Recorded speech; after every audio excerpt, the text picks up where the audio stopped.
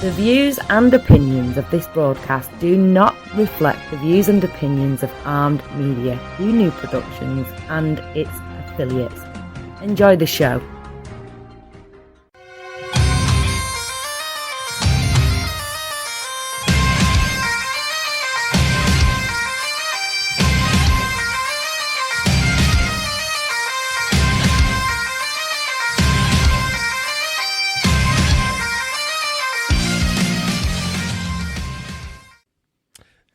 Good evening, everybody. It is Monday night right here on Armed Radio. You are listening to Two Beards Talking. I am Daniel Sanders. And I'm Matt Lassiter. And if you're listening to us, then God have mercy on your souls. Somebody has to. Oh, man. So like we always do at the start of every show, we want to give a big shout out to the troops out there, to the men and women serving overseas and on the home front. We appreciate everything y'all are doing for us. Keep up the good work. Come home safe. We're all rooting for you here back home. And a special thank you to all of our first responders, our medical personnel, our essential workers, truckers, all of you people out there still pushing through with this pandemic going on. We appreciate what y'all are doing, taking care of us and everything. So I'm excited. Why? Because this is the first show that we have actually done with one another in the same room in about a year. Yeah, I am no longer in Texas. Yes. Matt is no longer in Texas. That was the surprise that we had for y'all last week. Yes, surprise! I'm back in Alabama. Yeah. So, if you're part of any of the local law enforcement agencies in the area and you happen to see a blue Dodge Durango or a silver Chrysler 300 riding through the area, don't stop us. I didn't do it. Well, okay. We probably did. We probably did it, but you can't prove it. And that is not an admission of guilt. Just more of a hypothetical. Yeah, wait and see. Yeah. You know, evidence. Still have to have evidence to convict. Innocent till proven guilty. Precisely. So we got some good stuff to talk about tonight. Well, we got some interesting things to talk about. No, this is good. This is very good. It's good. In a nuclear explosion to your own campaign kind of way. Yes. Good old Uncle Joe. Go creepy Uncle Joe. Good old Uncle Joe. The children rub my leg hair, Uncle Joe. Yes. You know, it cannot be any more obvious. I know you've seen the video and the GIFs and all that, like where they're standing in the White House. This is, of course, when he was vice president, Uncle Joe Biden. And, you know, the little, I don't really know how old this girl was in this clip. If it's the one I'm thinking of, she couldn't have been more than 12. The one I'm thinking of, she could have been maybe 15-ish. The little redheaded girl? Yeah, she's like a strawberry blonde. Oh, okay. I think I know which one you're talking about. Yeah. So, you know, like he's got her by the shoulders and he's bent down like he's trying to whisper in her ear, and you can see the expression on this girl's face and her like physically trying to pull away, going, "Get the fuck!" Like that is the look on her face. Get the fuck away from me. It was a look of sheer terror. It was, which I would be terrified too if Joe tried to get at me. But yeah. I have discovered, here's how you handle Joe Biden. You walk into his office, you sniff his hair first. Establish dominance. Fucking, you ever just be trying to put out a cigarette and like that one little piece of tobacco is holding on between the cigarette butt and the cherry on the cigarette and it just won't let go? All cliffhanger style. Yeah. Just pissing me off. It pisses me off more than anything. You're sitting there for 5 minutes trying to put that little bastard out, and it just won't go. You'll notice the banter goes a lot better when they're in the same room. This is true. We're going to take a quick break because it is... Alcohol 30? Yes. Brought to you by a very refreshing drink that I'm not going to say the name of because I don't want to risk any copyright infringements or anything of the sort. That and they don't sponsor us, so. Yeah, that too. So. I mean, if you want to sponsor us, we'll say the name of your drink. Yeah. You know who you are. No, they don't. I will say this. You can purchase it at TPC Sawgrass during the Players Championship or any other time of year, really, while you're down there. And now you know who you are. It is a very delicious drink. I'm so glad the bartender gave me the recipe. But that's trade secrets, man. I know, right? So, but She's yeah, fired. they don't know who the bartender was. They're all fired now. But yeah, back on Creepy Uncle Joe. So just a couple of days ago, he was on CNBC doing an interview, and I'm so glad I actually have the soundbite from this.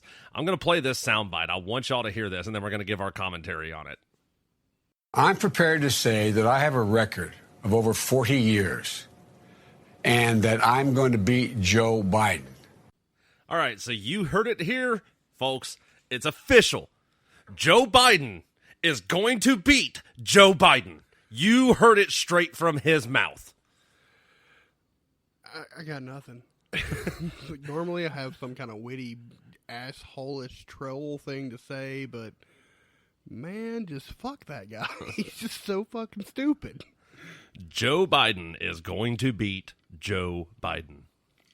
It is official. I don't think Joe Biden could beat off Joe Biden at this point. I don't think Joe Biden is Joe Biden's flavor for that kind of thing. Yeah, you got a point. He can't sniff his own hair. It's not long enough. He can't kiss his own ear. I mean, he could try, and I would love to watch that. I want to see you try that. What, to kiss my own ear? Yeah. Doesn't work. Can't get there. Can't get there. Yeah, that was kind of lost since we're not doing a Facebook Live video. For those of you that didn't see that and can't see that because we didn't do a video, I looked retarded. Nah, I don't think we can use that word. What's good? Give me another good I'm at a loss for words. I looked like not smart. You looked like Doofy from Scary Movie. Yeah, don't bother me while I'm cleaning my room. Oh, my God. But, yeah, Joe Biden is going to beat Joe Biden. And you know what? I wholeheartedly believe Joe Biden will beat Joe Biden. Joe Biden is actually right in that Joe Biden is kicking Joe Biden's ass. Yes. I wholeheartedly believe Joe Biden will beat Joe Biden. And the reason why, just a couple of days ago, right around the same time that Joe Biden established that he was going to beat Joe Biden was on The Breakfast Club giving an interview. And I just, I'm not going to ruin it for you if you haven't heard it already. I want you to hear it for yourself. Listen, you got to come see us when you come to New York, VP Biden. I will. It's a long way until November. We got more questions. You got more questions, but I tell you, if you have a problem figuring out whether you're for me or Trump, then you ain't black. Yeah. If you have a hard time figuring out if you are for me or for Trump, then you ain't black. He is literally beating himself. One demographic at a time. He is, you know what? I'm going to come right out and say it. Donald Trump needs to hire him for his own campaign. Actually, did you know that Donald Trump released? Yes, all the shirts. Yes, yes, he released a hashtag black. You ain't black. Oh my! I want one of those shirts. I will have one of those shirts. Donald Trump, the greatest troll president in the history, actually released a shirt, and it's just a plain white T-shirt with black lettering on it that says hashtag you ain't black. And then I think it's got Joe Biden's name somewhere on there. Why the Democrats thought, man, we'll run Joe Biden. Like, what were you thinking? Like, did you think that was going to end well? He can't speak. He's proven that. You ain't black. He's going to beat himself. He can't speak. It's all jokes aside. I can't help but wonder, haven't they diagnosed him with like dementia or Alzheimer's or like early onset? It's not an official diagnosis.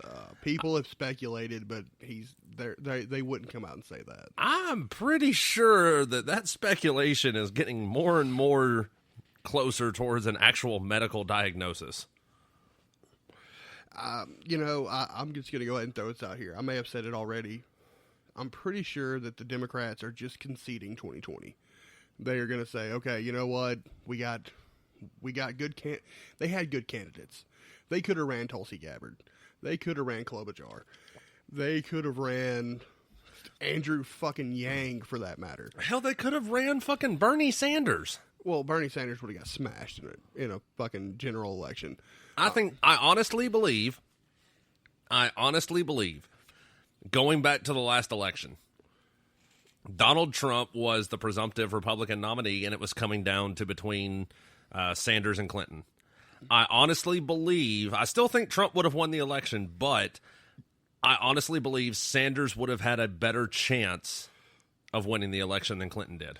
Oh, absolutely. But what I'm saying is I think they're conceding 2020, and they're like, okay, so we're just going to go ahead and focus on 2024, and we're going to bring out a younger, more articulate candidate in 2024, because then it's a fresh race. You won't have the incumbent that can stand on the strength of their economy. Maybe it'll be a Latina female from New York City. Oh God, I hope not. Wait, she's younger than me, right? Yeah. I think she's right around our age. Well, if she's younger than me, she can't run, so we're safe. Well, no, it'll be 20. God damn it! It better not be her. You know what? Better yet, it better be her. That would be even if she wins the election, that would be an entertaining 4 years. Ocasio-Cortez and her 3 chambers.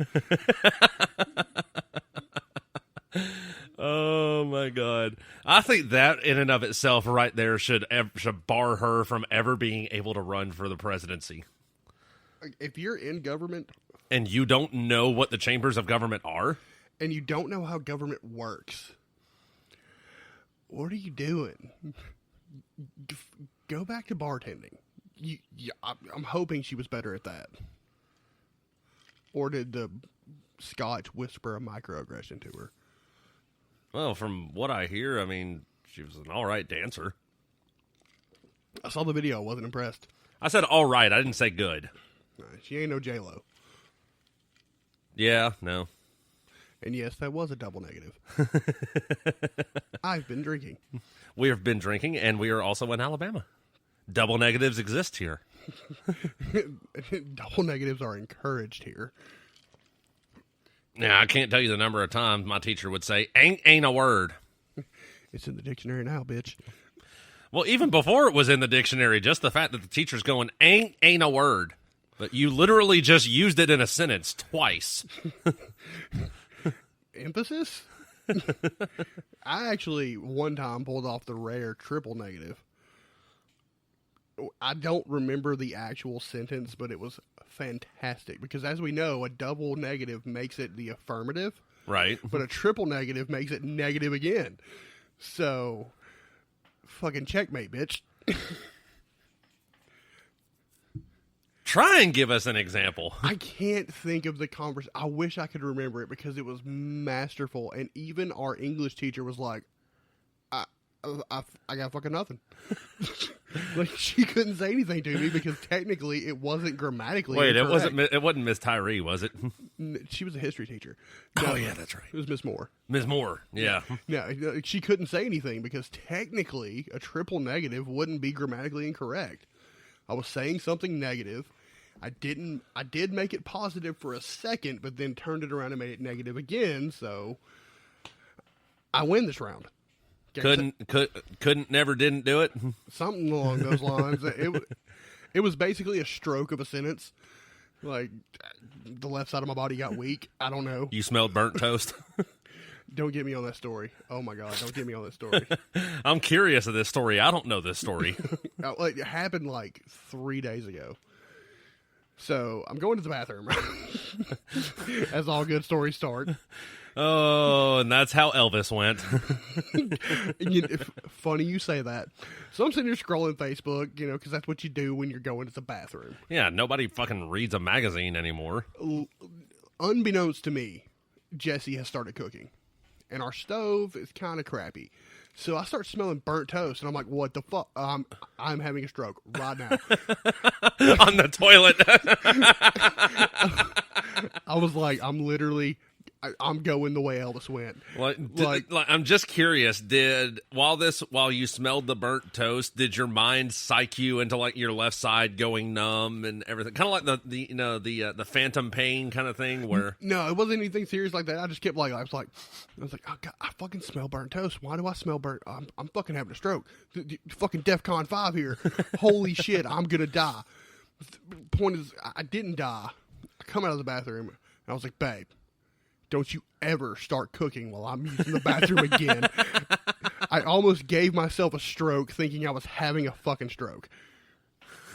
It just incredible. Oh my God, that is amazing. Well, it's not when it happens to you. Like I said, all joking aside, being serious about this, I am legitimately. You can tell we're from Alabama. We can't say words. I said words. I am legitimately concerned for the mental health of Joe Biden. I am more, and this is not me calling him retarded or anything like that. Like I've seen family members. I've had family members that suffered from Alzheimer's and dementia, and like it's no joke, and it's not the sort of thing we need in the fucking White House. Well, okay, so in the worst case scenario that Biden were to run, and because I don't think he's going to get the DNC nomination, because they're still going to do the DNC. I guarantee it. But if he were to get the nomination and he were to run and somehow miracle a win against Donald Trump, it's his vice president that's running the show. He's not running the show. I guarantee it. No, he's going to be too busy fucking walking around in the goddamn Rose Garden asking where President Obama's at. No, he's going to be sitting in front of the Oval Office windows with a blanket over him. Just like you would envision your grandparents when they were going through dementia. He's not going to be... I am disgusted at the Democrats. They had Bernie Sanders. They had Klobuchar. They had fucking Andrew Yang. They had Tulsi Gabbard, which I don't actually dislike Tulsi Gabbard on a lot of things. She had some good points. Who's the fake Mexican from Texas? O'Rourke. Beto O'Rourke. Yeah, nah, not him. But I'm talking about actual decent candidates that they could have ran. Tulsi Gabbard would have been a good one. She's anti-establishment. She's not one of those like crony bullshit Democrats. She is legit, and she had some decent points. I don't agree with her on everything, but she would have gave Donald Trump a run for his money, just based on her talking points alone. She kicks Trump's ass on foreign policy. Because she is a major in the National Guard. She knows our foreign policy. She would have kicked his ass in foreign policy. Now, on the domestic side, Trump would have smashed her. She wouldn't have had a chance. But foreign policy, no, she killed Trump.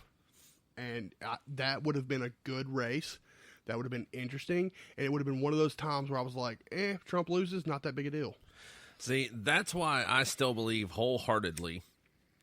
I feel like, because foreign policy is always a big key thing when it comes down to every election. I believe wholeheartedly that one of the requirements to serve as the President of the United States is to have served time in the military. I don't think that's necessary if you surround yourself with people that know what they're talking about. So, if I make my Secretary of Defense a 5-star general. Which there hasn't been since World War II. But I'm just saying, if I do that, do I really need to know the military side of it if I have a guy that can tell me the military side of it? Nah, not really. You can defer to the expert. That's the thing. What if you could be the expert? Well, I mean, that's why one of his positions is commander-in-chief. Yeah, but, I mean, you were in the military. Not to disparage armed forces people out there, but how many times did someone above you in the chain of command say something so fucking stupid you question how they were breathing? There's been a few times where I've met individuals that, especially officers, not all officers, most of them were college graduate officers, and a lot of them were butter bars. The kind of guys that end up getting lost on fucking land nav. Yes. Thank you, Second Lieutenant. But there were multiple that I just sat there and I wondered, how in the hell were you the fastest swimmer? Exactly. So that's what I'm saying. Just because okay, let's say you, for instance, let's say you were an officer, you decided to run for president. Just because one of your titles is commander-in-chief, that doesn't make you the expert necessarily in what needs to happen. I didn't necessarily say it makes you an expert. I'm just saying, if you're going to be issuing orders to military service members, I think you need to have walked a mile in their shoes. I mean, I don't technically disagree with that, but then again, I mean, there's been several presidents that didn't serve. There's been more that have than more than haven't. Well, yeah, but I'm just saying there's been several that didn't. Did JFK serve? Yeah, I believe he was in the Navy. Really? JFK was a Navy guy? I'm almost certain on that. Let me double check and make sure. I don't think it should be a requirement. Should it be like strongly suggested? Yeah, maybe. But a requirement, I think that's taking it too far. Because then it takes like every standard politician out of the, like, because there's like your average politician that didn't serve. Yeah, he served in the United States Navy from 1941 to 1945, achieved the rank of lieutenant. Well, holy shit, go JFK. He served with Motor Torpedo Squadron 2, Patrol Torpedo Boat 109, and Patrol Torpedo Boat 59. Well, look at him go. Served in World War II in the Solomon Islands campaign. Solomon Islands. Being that I don't remember it and didn't hear of it, could have been that conflict heavy. Navy and Marine Corps Medal, Purple Heart, American Defense Service Medal, American Campaign Medal, Asiatic Pacific Campaign Medal with 3 service stars, and the World War II Victory Medal. Well, yeah, everybody that won got that one. Shit, I'm pretty sure I got one of those laying around the house. I wasn't even there. No, but your grandfather was. No, my grandfather was in Vietnam. I thought you had a grandfather that was in World War II. No. Maybe a long-lost great-uncle twice removed? Great-great-uncle? I don't know. But no, my grandfather was in Vietnam. Yeah, well. He was a sergeant major. The smage. But he did get a field commission to first lieutenant. Back when field commissions existed. Yeah, because, officers were dropping like fucking flies in Vietnam. Yeah. And I'm going to go down a little rabbit trail. That just reminded me of a story. I'm not going to name any individuals, but this one particular individual that you and I both know, he messaged me one day on Facebook. I already know where this is going. And this is when I was still on active duty. And I was actually at work on a government computer. I think this was right after they let us start getting on Facebook at work and everything. Excuse me. So he sends me a message on Facebook, and he proceeds to tell me about how, he was like a year or two older than me. He got out of high school, got his GED, joined the Marine Corps, and went to Iraq, and he came out of boot camp as a corporal, and he was a sergeant when he went to Iraq. And when he came back as a major. They gave him a battlefield commission to major. No, they didn't. And let me tell you, as a civilian, why I know that's bullshit. Because I, at one point, entertained the notion of joining the Marines. They wouldn't take me. You know why? Because you're too round. No. GED. They wanted a high school diploma. Now, I will say this. They do have quotas for GEDs. Yeah, they wouldn't take me. Generally, it's like 2 a year is all they'll take. Well, guess what, Marine Corps? I got an associate's degree now. Still don't want to go, though. You're bragging on an associate's degree like that's actually something now. Better than that GED I had. An associate's degree is little better. I actually think a GED and associate's degree kind of fall in line now. No, actually, they've proven that people with associate's degree make on average $1 million more in their lifetime than people with a high school diploma. So, Because, I mean, I know people with master's degrees that are still flipping burgers and dropping fries. well, because they have a master's degree in fucking basket weaving. Yeah. But it's while we're on this little rabbit trail of, lying about being in the military, you know this because I told you about it when it was happening. I used to work at a place, not going to mention the place, and I worked with this guy. Oh, I know where this is going. And he used to tell me that he was in the Marines and stuff like that. And me being the asshole that I am, I know just enough about the military to be fucking dangerous. So if you tell me you were in the military, I'm going to ask you some really legit questions, and based on the way you answer them, I will know if you're full of shit. So I just asked this guy, I was like, you're the Marines, right? He's like, yeah. I was like, so at what rank did you get your trident? He was like, I got an E4. No, the fuck you didn't. Because Marines don't get tridents. Yeah, so Matt actually told me about this guy. I sent this guy a message, and I must have listened to his bullshit for a solid 30 minutes before I finally couldn't take anymore, and I finally called him out on it. And he kept on. Yeah. He had his own security company, too. And, I finally told him, I said, okay, we'll settle this once and for all. Show me your freaking DD-214. That should be easy to produce. Yeah. I can go upstairs in my bedroom right now and pull mine out. Yeah, I mean... Show me your DD-214. Well, I don't have it. My ex, she burned all of my stuff when we broke up. Okay, well, call it the National Archives. Yeah. They'll give you a copy of it. You can get it. Because in some cases you need it. Yeah.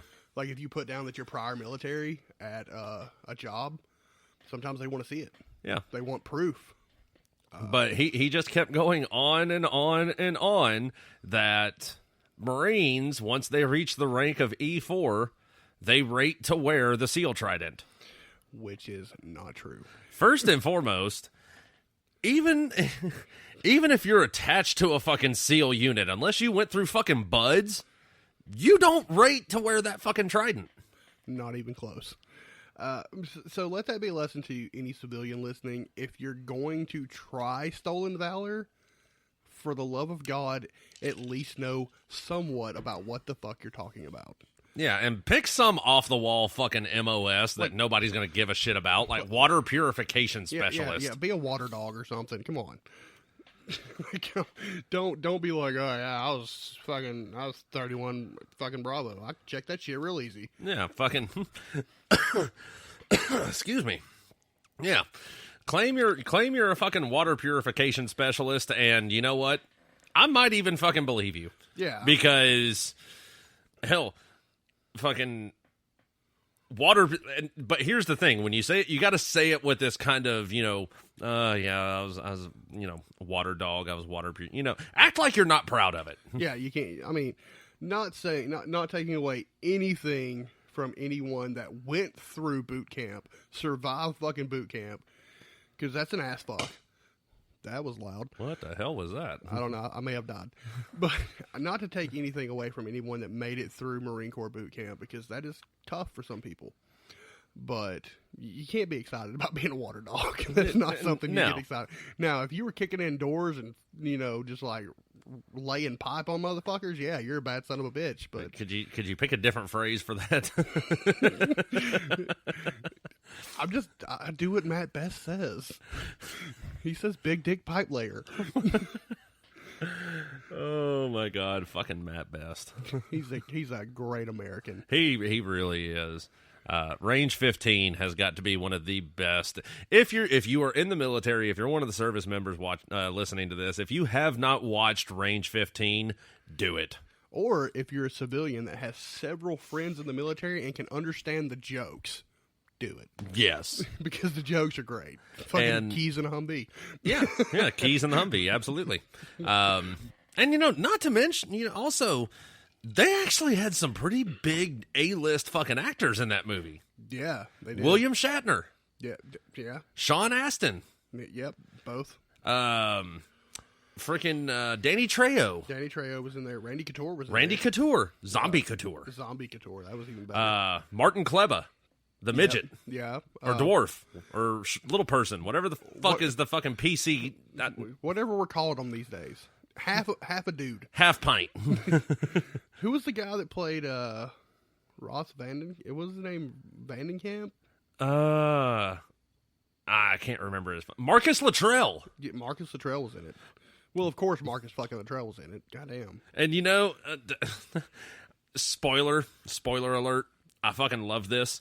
Like, in the first 5 minutes of the movie, the zombie outbreak occurs. These guys come running out of jail, and the very first person they run into is Marcus Luttrell. And he's got his fucking Punisher face paint on and everything, and he's rocking 2 MP5s and talking about how our zombie apocalypse is going on. We're going to fuck everybody up. And then he gets taken out by zombies. Yeah. And then at the end of the movie, they've stopped the zombie outbreak. They're all standing there on stage. Dale Dye, former Marine Captain Dale Dye, plays President Mattis, is the character name. President Mattis. Yes. And he's awarding all of these individuals on stage, and Marcus Luttrell is standing right next to Matt Best. Matt Best kind of does a double take at him. He's like, wait, didn't you die? Marcus Luttrell just leans into him and he goes, dude, I'm Marcus Luttrell. I can't die. I'm not entirely sure he's lying about that. He might not be able to die. I don't think he's capable of dying. If I get, man, that was a long ass rabbit hole we went down. But it was a good one. It really was a good one.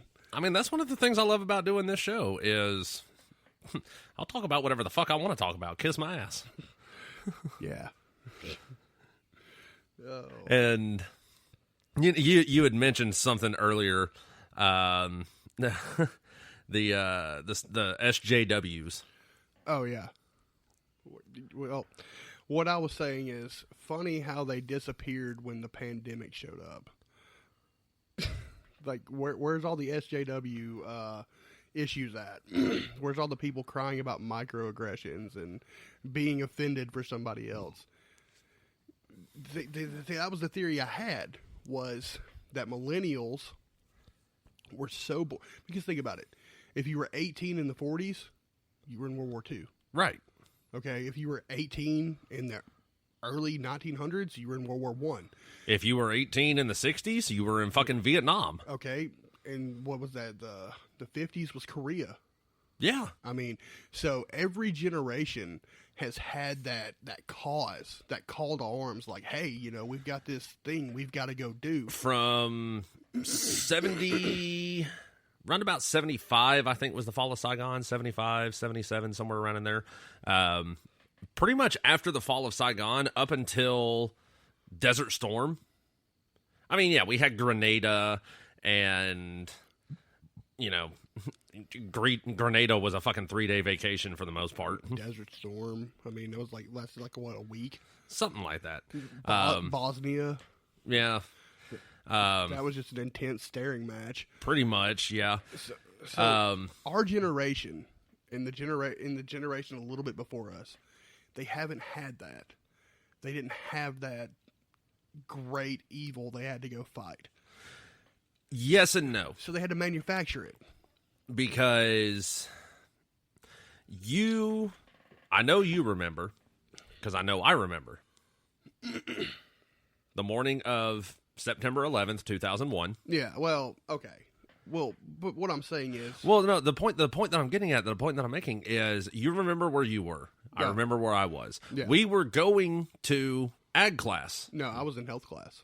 No, you and I were in ag class together. When the first plane hit, I was in health class. When the first plane hit, but then we went to break, and then we were going to ag class after that, and it was while we were in ag class, we showed up. Marty Myers already had it on TV, watching it on the news. Like, that was a free day for the rest of the day. Pretty much, yeah. All we did was watch news. But, we're sitting there, and, we were making jokes. Oh, yeah, the pilot was drunk. Oh, it was probably a female pilot. We're making all these jokes, but then we saw the second plane hit live on TV. Yeah. And that's when we knew it was no bullshit. Yeah. That's when okay, so I was, at the time, maybe 15, 16? About 15. I'd have been 15. Yeah. So I was a sophomore in high school. But at 15, you are just close enough to draft age to be watching that TV going, oh shit. Oh, fuck. Yeah. Like, this could be my ass. Like, I might not get a choice in the matter. Is this World War III? Yeah. But other than that, though, I mean, because we steamrolled Iraq. Well, you see, it was at that point, sitting in Marty Myers Ag Shop class, it was at that point, I was... You'd have been 14. 13. Nah, you should have been... No, 14, yeah. Should have been 14. You're 14. Only a year younger than me. Yeah, you're right, I was 14. 14 years old. I knew at that point, military is what I was doing. Yeah. I had 4 years, well, technically 3 years, to decide. Not the Air Force. Knew I didn't want Air Force. I went home, I talked to my parents about it. Because my dad served in the Marine Corps. His brother served in the Marine Corps. His dad was in the Army in World War II. His mother was a wave in the Navy in World War II. And they were both stationed at Pearl Harbor during the attack. Yeah. My grandfather on my mother's side, he started out Army Air Corps in World War II. And then when they started up the Air Force, he was one of the first guys to be in the Air Force. Oh, so it was like right after the Army Air Corps? Yeah. It was like right when they switched their own separate branch? Yeah. And, the funny thing about him, he retired out of the military after 22 years, I think. And then went to Redstone Arsenal and taught nuclear weapons logistics for another 20-some-odd years. Yeah. On a fucking 6th grade education level. You'd be surprised what you can do with military training. Yeah. So, I had to choose. Like I said, I knew I didn't want Air Force. I wanted the actual military. I didn't want fucking military light. So I didn't want to be a reservist. I didn't want to be in the Air Force. I wanted the actual military. And after talking to my parents, it came down to the choice of, okay, I know for a fact I want to do ground combat. Don't want to go out on a fucking boat because I can't swim to save my fucking life. So Navy's out. But the Marines are a department of the Navy. Yeah, but we don't really do as much swimming and shit as you think. You still have swim qual. Yeah, we still have swim qual, but I mean, shit, if you can't pass fucking CW4, then you're basically drowning. Yeah. So, so I went, and that was where I made the decision, and I joined the Marine Corps. Well, see, I had a love-hate relationship with the military because it was like one of those things where I was like, man, I would love to be in the military, but then I was like, ugh. Do I really want to do that? Like, I had my mind made up. I was going to join the military. I know. You actually went to PT with me a few times. It wasn't even just that. I had, and I'll say his name because fuck him. I love him to death, but fuck him. He shafted me on this one. Kurt. I had Kurt talked into it. I was like, dude, let's go do this together. Let's go let's knock out a basic training. I don't care which one. And then let's go be Navy SEALs. I was like, let's do that. That's what we need to do. That would be fucking amazing. And I had him talked into it. And he was all like, yeah, let's go be Navy SEALs. Like, we were like literally learning the shit, like drown proofing. You ever been drown proofed? Holy fuck, that sucks. I've been waterboarded once. Like, drown proofing is a motherfucker. Like, hats off to Navy SEALs. Waterboarding is not fun. But, so I had him talked into it. He fucking changed his mind. He's like, nah, I just want to do regular Army shit. And I was like, well, I'm not going to Buzz by myself. Like, the whole point of going to Bud's was so that I could bust his balls the whole time. Because he was... You wanted to go to Bud's with your bud. Well, he was in a bit... Like, I played sports in high school, so I was in decent enough shape. But he was in a little bit better shape than me. But mentally, I feel like I'm a bit tougher than him. Mentally. Yeah.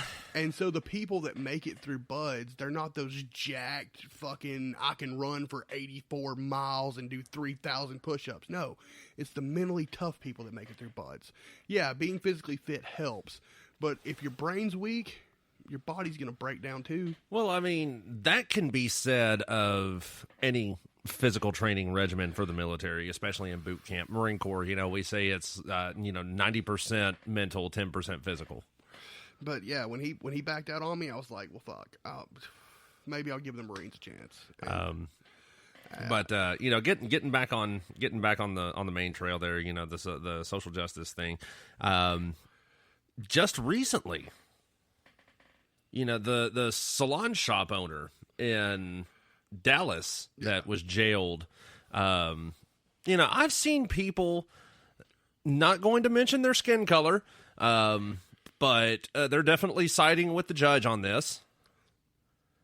They're talking about, it was a white governor that passed this executive order, and it was a white woman that was jailed, and it was a black judge that put her in there, and it was the white governor that said, you can't do that, and it was the white lieutenant governor that said he was going to take over her jail sentence, and blah, blah. Like, okay, first and foremost, we said it on the show before already. An executive order does not trump your constitutional rights. Never has, never will. Until an executive order is signed into law, meaning it has gone through the House, it has gone through the Senate, it has been published or passed by both, and then the president signs it into law, it's not a law. Yeah, and even still, if it's unconstitutional, it's your job to rebel against it. Rebel is a strong word. No, that is what you're supposed... If it's unconstitutional, you're not supposed to follow it. Don't follow it, absolutely, if it's unconstitutional. And you know me, I'm a big fight the system guy. So... Anarchy! I don't know what that means, but I love it. And Will Ferrell sues us. So, but anyway, so if it's unconstitutional, you shouldn't have to follow that law. Yeah, nobody will be deprived. How is it worded? Nobody will be deprived life, liberty, or the pursuit of happiness without due process. She was. Absolutely. She went back to work to provide for her children. She went back to work to give her employees a chance to come back to work to provide for their children. Yes. If you're not working, you can't put food on the table. Right. I mean, yeah, you can get unemployment. And right now, unemployment's looking really fucking good with that extra $600 a week. If you can get it. But guess what? That runs out. Yeah. There's only so long, and that's what I'm glad that we got this free trial version of socialism, communism, Fahrenheit 451, 1984, fucking Animal Farm. We got a free trial of all of it. And people are finally starting to wake up and realize that's not what America's about. Yeah. That's not what makes us great. That's not what makes this country great. It's free trade of ideas. It's not, fuck free market capitalism. It's the free exchange of ideas that make us great. It allows us to do the things that we want to do in our lives. And to try to take that away from someone, it's unconstitutional. It's un-American. I agree. You know, I've said it to people time and time again. I am a constitutionalist. I believe 100% in the Constitution. I believe that they put the founding fathers with the original Constitution. They wrote it up in fucking pretty clear fucking language. It wasn't masking shit with all of this jargon and, just going off on tangents about other shit and then coming back around 500 pages later. No. They said it to the fucking point. Oh, yeah, I mean, if If the Constitution had been written today, Amendment 1 of the Constitution would have been 560 pages. Yeah. And it would have been all like, well, you can say this, but you can't say that because this will happen. No, they said, hey, you can say what you want. Yeah. You can't do a call to action. No call to violence, anything like that. But you can say what you want. Yeah. I can walk out my front door right now, see some random guy just pruning away at a fucking shrub bush and be like, hey, buddy, fuck you. You know, there was recently there was a guy,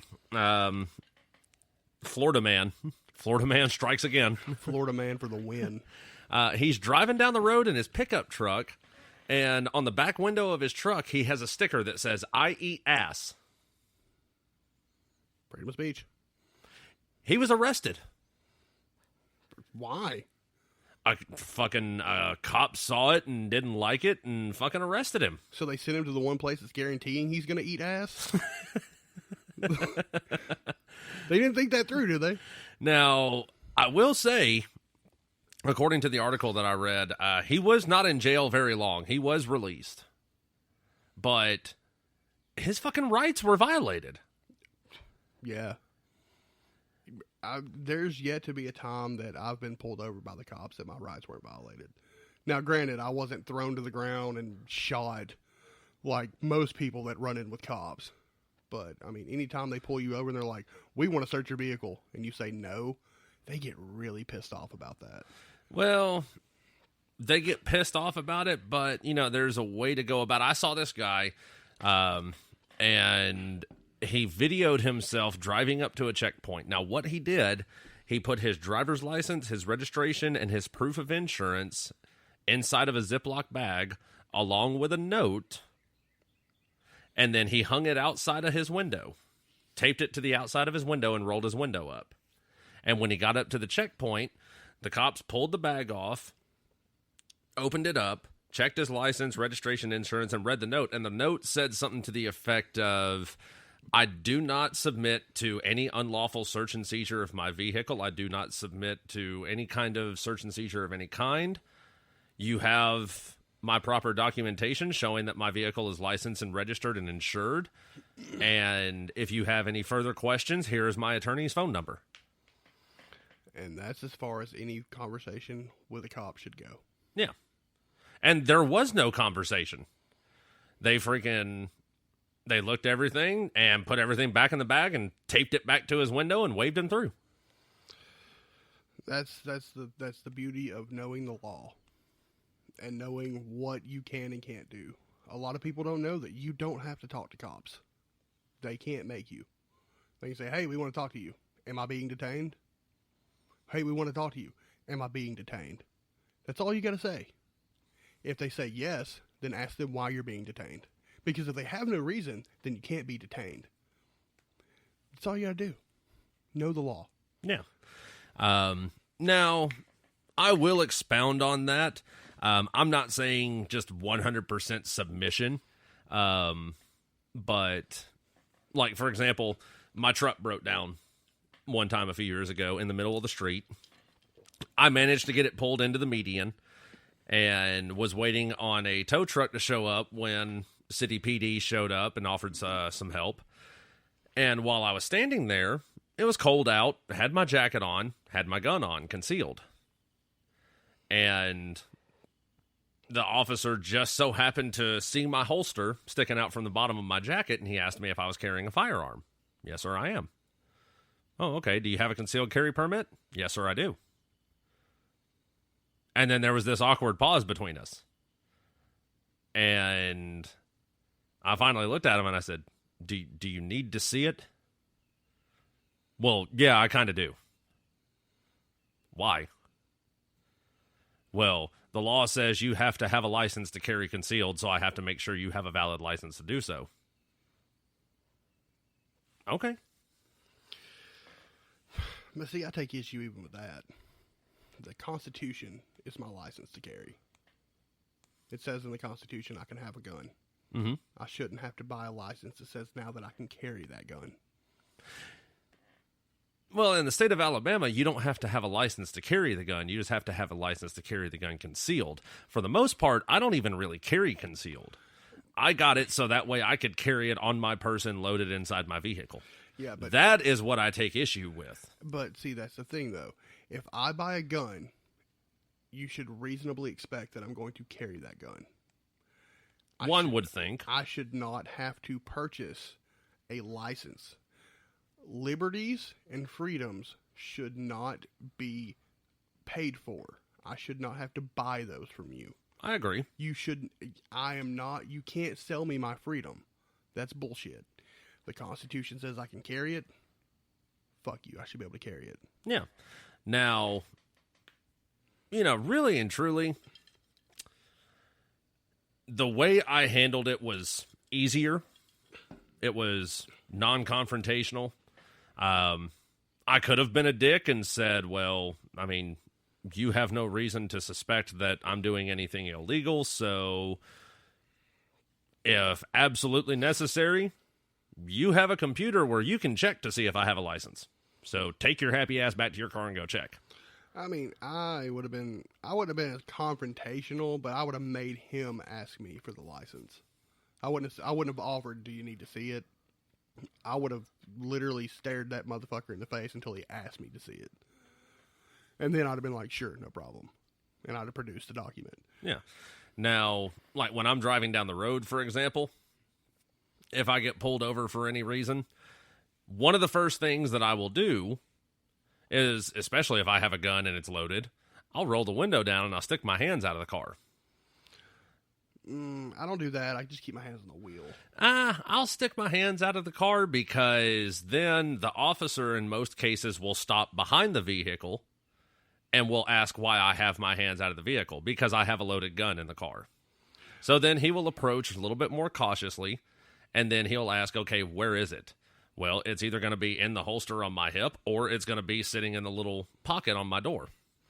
See, I keep my hand on the wheel, and when they get to the window and ask me for my license and proof of insurance, I then tend to go, just so you know, I do have a loaded weapon in the vehicle. Right. Because it's better. It puts them at ease. Yeah. When, it's really 6-1, half a dozen the other. I'm just letting them know before they even get to the window. I like surprises. Because now you've walked to my window and now you have to go, wonder if his gun's bigger than mine. Yes, I have a Stevens Security 320 in my pants. And then we're going to talk about his shotgun. Well, that got dirty real quick. Brown chicken, brown pow. Brown chicken, brown cow. Now you're going to be sued by Trace Adkins. Damn it. Or was it Toby Keith that did that? I don't know, but we're getting sued by everybody. So fuck it. Fuck it. Fuck them all. Fucking get in line at this point, motherfuckers. You're going to be trying to get water from a fucking empty well. Oh, don't get me on that tangent. Oh, man. But, yeah, they have taken, going back again to this social justice warrior thing, they've taken this situation, this pandemic, and they're turning it again still into a fucking race thing. Well, yes and no. The point I was getting at with the whole pandemic thing was the moment they had a real cause, like, oh my God, this could kill us. Whether or not it could is irrelevant. But in their mind, this is the most dangerous thing they've ever had to deal with. So all that gender fluidity, gender politics, it just went out the window. Well, at that point, they stopped giving a shit about gender and were more focused on fucking where can I get toilet paper and hand sanitizer and just wash your fucking hands. And oddly enough, guns. They rushed to gun stores to buy guns. When I bought my most recent pistol, God, Jesus Christ, there was probably, just in the time that I was there, there was probably 8 transactions done. Yeah. And I bet all of them were first-time gun buyers. Not all of them, no. Here's the thing. They finally realized what gun owners in America have been saying for years, decades. The government can't protect you. When it comes down to it, at the end of the day, you have to protect yourself first, because the cops don't show up and shoot the bad guy. The cops show up and put you in the body bag and go look for the bad guy that shot you. Right. They are there after the fact to solve the crime, not to prevent the crime. The only way a cop is going to prevent a crime is if the cop is there as the crime is occurring. A man would literally have to be robbing me in front of the police station for the cop to be there in time to stop the crime. I doubt even seriously they'd still be there in time, because they'd probably be off sitting in the middle of the fucking median on Highway 35 talking about God knows what, pretending to be on fucking traffic patrol. So that was their that was their rude awakening that the Democrats needed. They needed to see that in time of high stress, the government can't provide. It is not all-encompassing. It is not omniscient. It cannot be everywhere. It cannot save you. Yeah. You have to save yourself. Yep. Well, we're going to have to leave it there. We're running out of time. Do not forget to go on Facebook, look up Two Beards Talking, like us, follow us, and interact with us. The interaction is the big key thing. We say it every time, but interaction, we love the interaction. Whether you like us, whether you hate us, just let us know. Especially if you hate us. Yeah, especially if you hate us. I mean, I don't care, but tell us anyways. So, also, I think I made mention of it last week, but in case I didn't, I'm going to bring it up again. We are going to be starting to do shows on the Anchor platform. Going to be doing some special shows over there, here and there, so be sure to look us up on there as well. It's anchor.fm, and then you can just look up the show from there, Two Beards Talking. So, really looking forward to that. Yeah, it's going to be a different kind of show. Yeah. Won't get into the specifics right now, but it's going to be a different kind of show. Absolutely. Also, be sure to tune in tomorrow night for my show, 2AT, Second Amendment Talk with Rod Burks. I'm going to have some pretty interesting stuff to cover on there as well, I think. So that's all the time that we got. Again, big shout out to the troops, to the men and women serving overseas and on the home front. We appreciate everything y'all are doing for us. Keep up the good work. Come home safe. We're all rooting for you here back home. And a special thank you to our first responders, essential personnel, medical personnel, everybody who's out there taking care of us during this pandemic. We appreciate what y'all are doing for us as well. This has been Two Beards Talking. I'm Daniel Sanders. And I'm Matt Lassiter. Thanks for listening, everybody.